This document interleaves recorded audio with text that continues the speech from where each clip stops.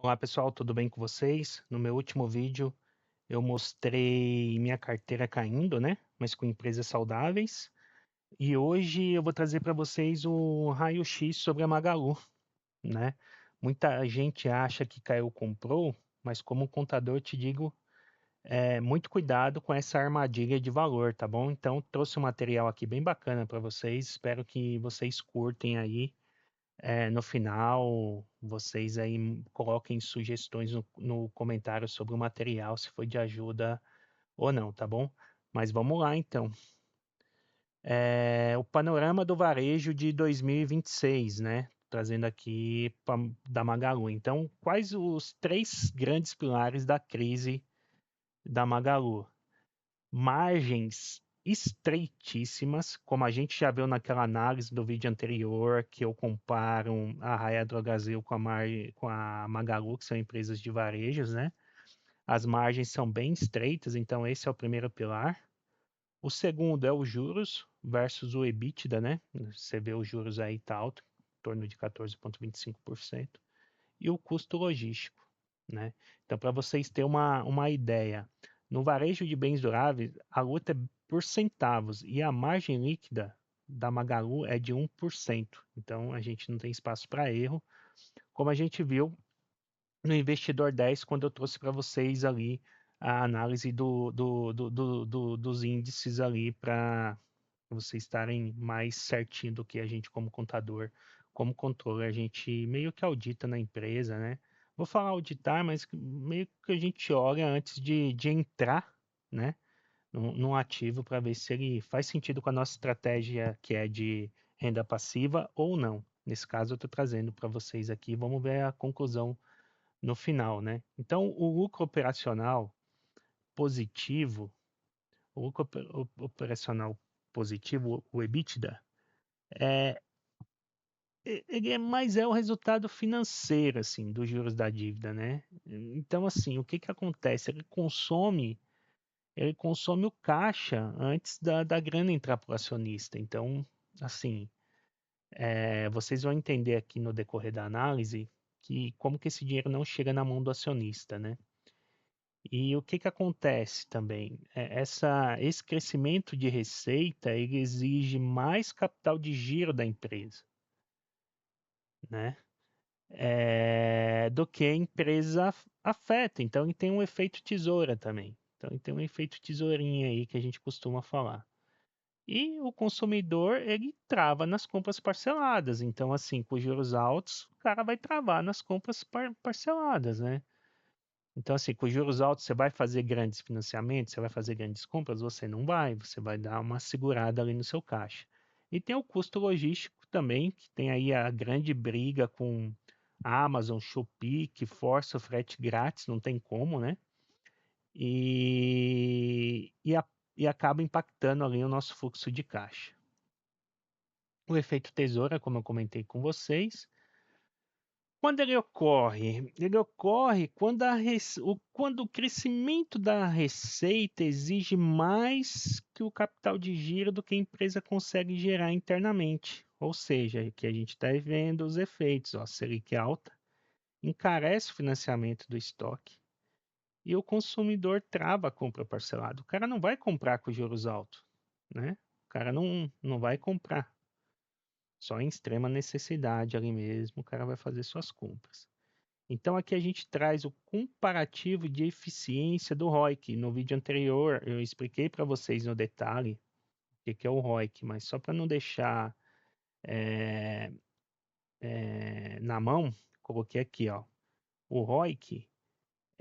Se o ROIC é menor que o custo da dívida, a empresa está tecnicamente destruindo o valor para o acionista, né? Isso que tem que ter em mente. Se você comparar aqui o ROIC da Raia, que é de 23%, do mercado é 12%, olha o da Magalu 6%. Então, assim, não está entrando nada para o acionista aqui, né?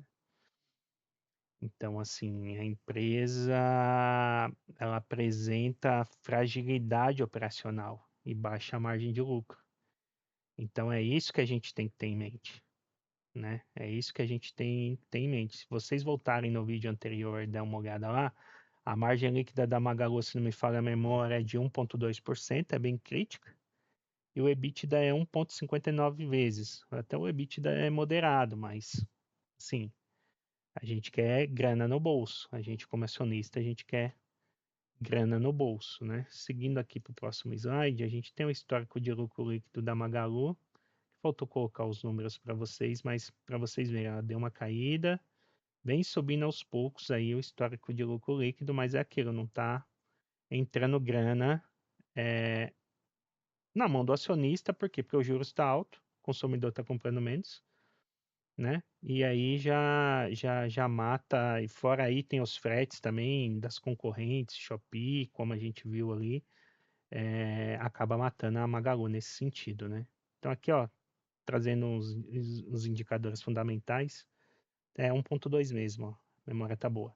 Então a margem líquida atualmente é 1,2, é bem crítico, bem crítico. A dívida líquida 1,59, até que moderado, né? A receita, o CAGR lá de 5,8% está estável e um markup de 7 bilhões, né? Então, margem líquida extremamente baixa. Qualquer variação aqui impacta o lucro. É isso que vocês têm que ter em mente. Tem a pressão de marketplaces como o Amazon e o Mercado Livre, que aumenta a competição, né, com a Magalu.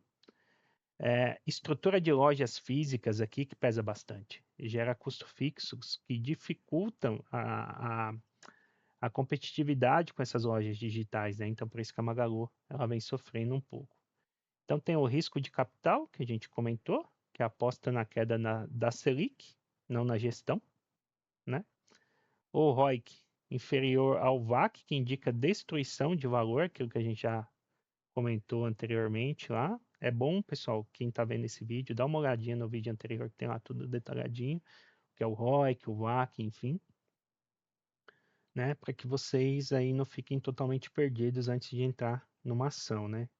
Então, ó, o destaque é a fragilidade operacional aqui, 1,2%, né? É sem margem para erro. Então, assim, você imagina um cara, né, na nossa posição como controller ali, o controller da Magazine, gerenciando ali 38 bi com apenas 1,2% de sobra. Olha só, olha o tamanho do pipinaço aqui, para vocês verem como que não é fácil essas tomadas de decisões, né? Então aqui, qualquer variação no custo do frete ou inadimplência no cartão lá da Luiza Cred destrói o lucro no final do período. Então assim, o cara tem que gerenciar 38 bi com uma margem de 1,2%. Então, sinceramente, assim, não é fácil.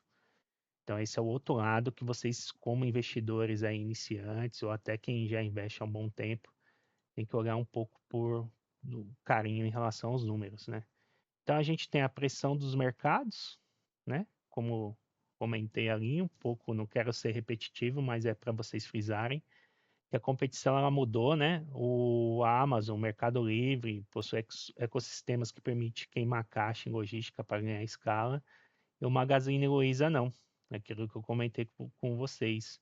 A Magazine Luiza tem um custo fixo muito grande, né? As lojas físicas, elas têm um custo muito alto.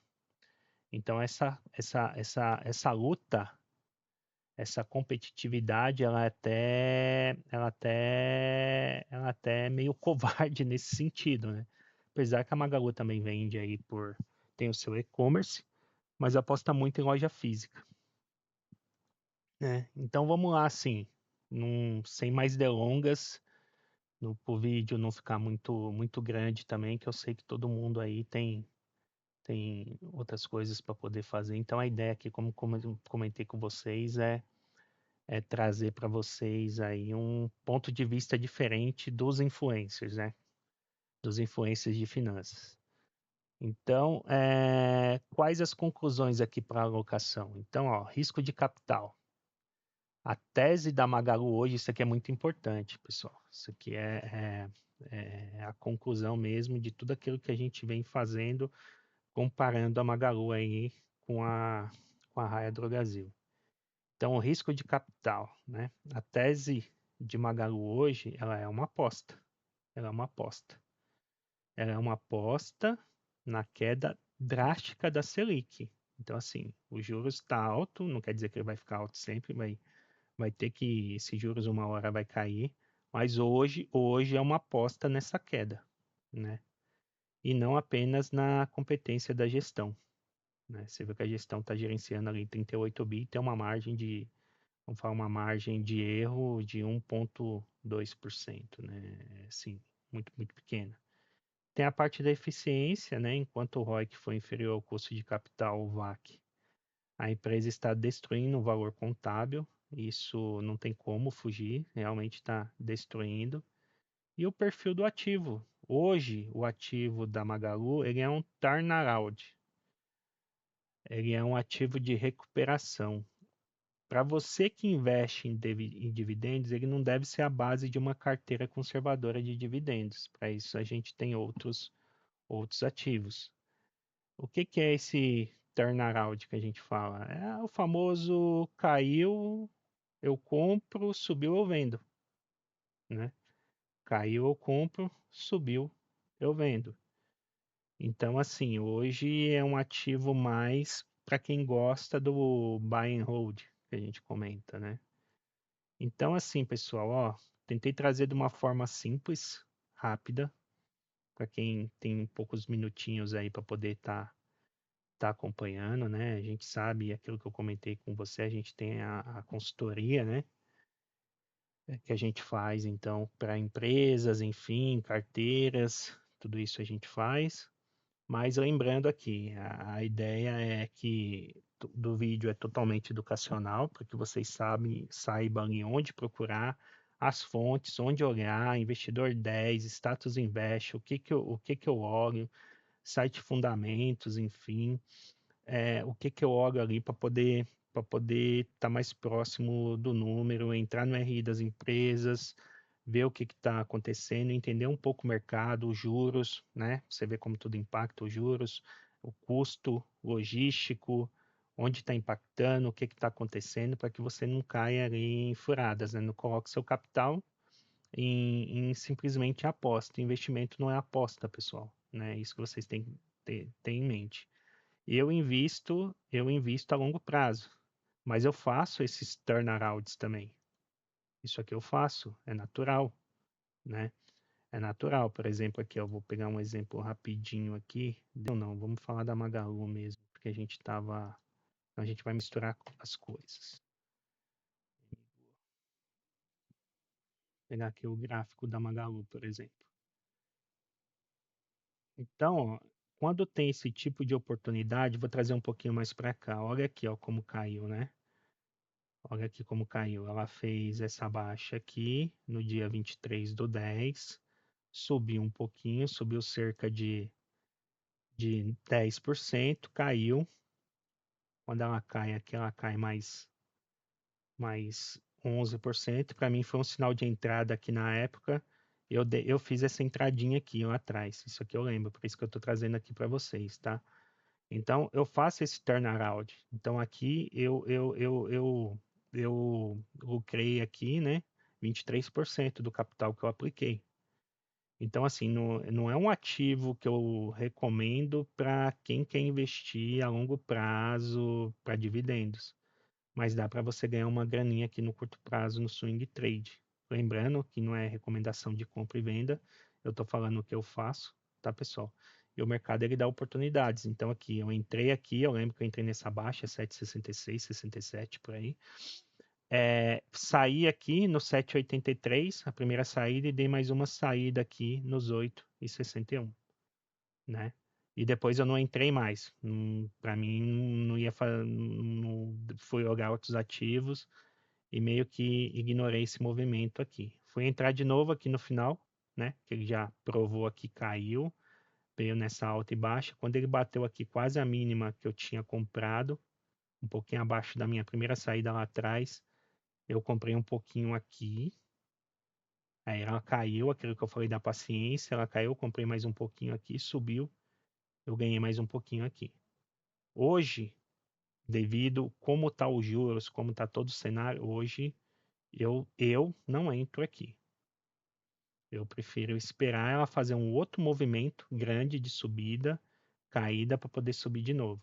Talvez ela faz um pullbackzinho aqui, sobe e eu poder entrar de novo. Então, pessoal, não quero me alongar aqui em análise gráfica, o intuito não é esse, mas é mais para vocês entenderem aí. Gostou do conteúdo? Clica no canal, segue o canal, dá o like aí para que outras pessoas possam também ter acesso ao conteúdo e bom investimento a todos. Um abraço.